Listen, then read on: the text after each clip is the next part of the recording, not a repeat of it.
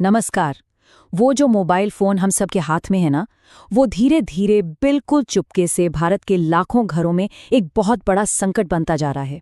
तो आज हम इसी की गहराई में उतरेंगे और समझेंगे कि आखिर ये हमारी जिंदगी पर कब्जा कर कैसे रहा है। ये बात एकदम सीधी और सच्ची है। जिस डिवाइस को हमें दुनिया से जोड़ने के लिए बनाया गया था, वही अब हमें कंट्रोल कर रहा है। हमारा वक्त, हमारा फोकस, यहाँ तक कि हमारे गोल्स सब चुरा रहा है। और पता है सबसे अजीब बात क्या है? हमें इसका एहसास तक नहीं होता। पर अब कंट्रोल वापस लेने का समय आ गया है। तो चलिए इस मामले को थोड़ा और गहराई से देखते हैं। देखिए, ये सिर्फ एक बुरी आदत नहीं है, बिल्कुल नहीं। ये एक वार्निंग बेल है, एक चेतावनी की घंटी कि कैसे एक छोटा सा डिवाइस हमारी पूरी जनरेशन की सोच, उनके दुनिया से जुड़ने के तरीके, सब कुछ बदल रहा है। जरा इस बदलाव पर गौर कीजिए। सोचिए 1990s की शाम के बारे में। पूरा परिवार एक साथ बैठा है, बातें हो रही हैं, हंसी मजाक चल रहा है, एक कनेक्शन है। और अब सोचिए 2025 की शाम। लोग अब भी एक ही कमरे में हैं, लेकिन सब अपनी अपनी डिजिटल दुनिया में गुम हैं।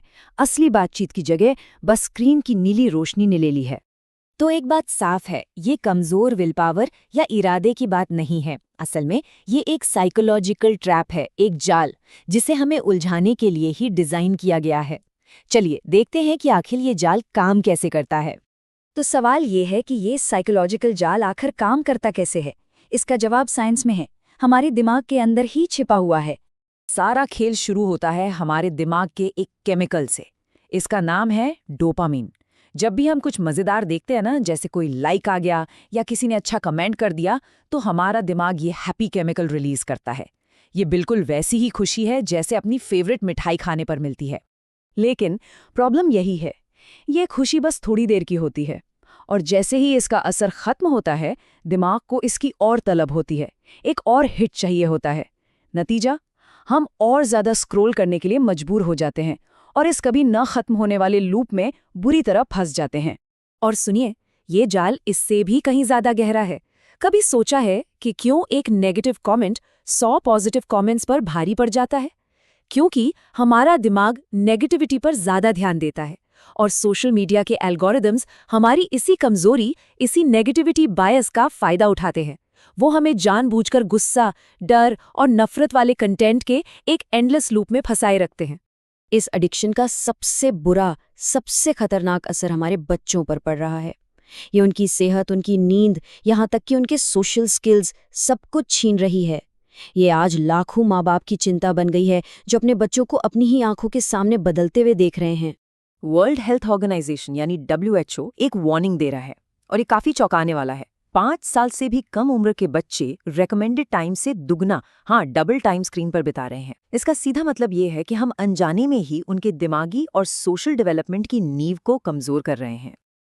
और ये सिर्फ नंबर्स की बात नहीं है, ये असली जिंदगी की दिल दहलाने वाली कहानियां हैं। गुड़गांव के 9 साल के आरव की कहानी सुनिए। उसकी फोन की लत इतनी ज्यादा बढ़ गई थी कि जब उससे फोन छीना गया तो वो एक नशेड़ी की तरह बिहेव करने लगा। उसने अपना सर दीवार पर पटकना शुरू कर दिया। इससे अंदाजा लगाया जा सकता है कि ये लत कितनी गहरी हो सकती है। हालात इतने गंभीर हो चुके हैं कि अब एक्सपर्ट्स वर्चुअल ऑटिज्म जैसे शब्दों का इस्तेमाल कर रहे हैं।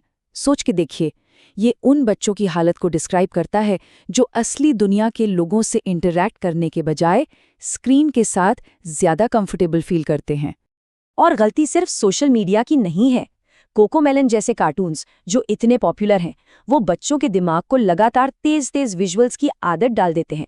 हर 2 सेकंड में एक नया शॉट। अब इसके बाद एक शांत किताब पढ़ना या खिलौनों से खेलना दिमाग को बोरिंग लगने लगता है, और इससे उनका जो फोकस करने का पावर है वो कम हो जाता है।